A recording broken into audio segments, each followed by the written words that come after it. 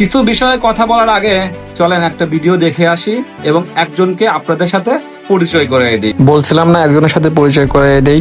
এই যে এই মানুষটার নাম হচ্ছে রোকেয়া প্রাচীর। রোকেয়া প্রাচীর 1999 সালে তার প্রথম স্বামী মারা যাওয়ার পরে আসিফ নজরুলকে বিয়ে করেন 2001 সালে।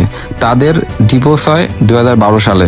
রোকেয়া প্রাচীর মধ্যবিত্ত পরিবারের বড় হয়েও সে এখন কোটি কোটি টাকার মালিক। স্বৈরাচার খুনি হাসিনা ক্ষমতা থাকা অবস্থায় রোকেয়া প্রাচীর হাজার হাজার কোটি কোটি টাকা বেআইনিভাবে হাতিয়ে নেয়। খুনি হাসিনা 5ই আগস্টে যখন পালিয়ে যায়, কিছুদিন গা ঢাকা দিয়েছিল রোকেয়া প্রাচীর। 15ই আগস্টের পরে বাংলাদেশের বিরুদ্ধে যত গুজব আর প্রোপাগান্ডা চালিয়ে যাচ্ছে এই রোকেয়া প্রাচী। রোকেয়া প্রাচী ইন্ডিয়ার একটি গণমাধ্যমকে দেওয়া এক সাক্ষাৎকারে বলেন, 15ই আগস্টে ঢাকা শহরের 90% বাড়িতে ডাকাতি হয়েছে এবং বাংলাদেশের সকল হিন্দুদের বাড়িতে মন্দিরে ভাঙচুর করা হয়েছে, আগুন দেওয়া হয়েছে প্রত্যেকটা মন্দিরে।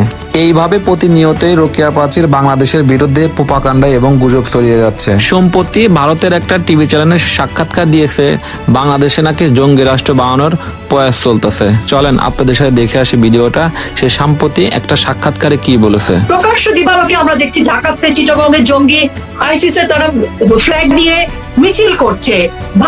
ভারত বাংলাদেশের যে বিদ্বেষ তৈরি হয়েছে, এটা ডক্টর ইউনূস এবং তার সাঙ্গপাঙ্গরা একটা বিশেষ গোষ্ঠী করছে এবং এই আন্দোলনের সবচেয়ে বড় শরিকদার ছিল কিন্তু জামাত ইসলামী এবং হিজবুত তাহরিরা। কাজে এরকম একটা আন্দোলনের মাধ্যমে তারা যে ক্ষমতাটাকে দখল করেছে, যে রাষ্ট্রদ্রোহী কাজ করেছে, এই অবৈধ অসাংবিধানিক সরকার যে বিচারের প্রহসন দেখাচ্ছে, তারা যে হত্যা মামলার কথা বলছে, হত্যা করা শহীদ যত জীবিত হয়ে ফেরত আসছে, তারা তো সংখ্যাটা এখন পর্যন্ত জাতিসংঘকে দিতে পারেনি। তার মানে তাদের সবকিছুই দেখার পরে এখন পর্যন্ত রোকেয়া প্রাচীরের বিরুদ্ধে একটা মামলা করা হয়নি, কিংবা মামলা করতে গেলেও তার বিরুদ্ধে কোনো মামলা নেয়নি। আদালত মামলা খারিজ করে দিয়েছে।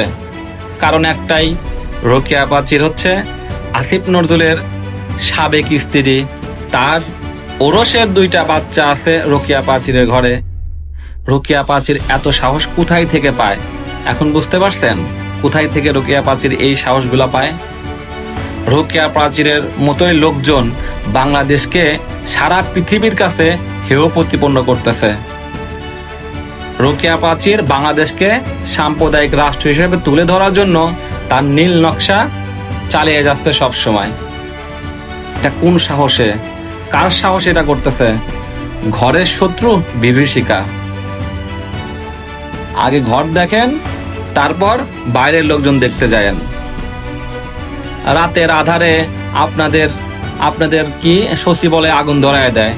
আপনারা ভারতের দালাল আর আমলিকের দোসরদের গুরুত্বপূর্ণ স্থানে বসিয়ে রাখবেন আর আপনাদের আগুন ধরাবে না, নথিপত্র পোড়াবে না। কি মনে করছেন আপনারা? সবেতে শুরু। এরপরে আপনাদের পুড়িয়ে মারবে, কনফার্ম আপনাদের পুড়িয়ে মারবে। এখন থেকে সাবধান হয়ে যান। এটা তো বললাম একজনের কথা। প্রত্যেক নিয়তই এই রোকেয়া প্রাচীর বাংলাদেশের বিরুদ্ধে অবস্থান নিয়ে সে সাম্প্রদায়িক রাষ্ট্র হিসাবে পৃথিবীর কাছে তুলে ধরার চেষ্টা করতেছে। আর এদের মদতদাতা হচ্ছে আসিফ নজরুলের মতো মানুষজন। ভালো থাকেন, সুস্থ থাকেন, আল্লাহ হাফেজ।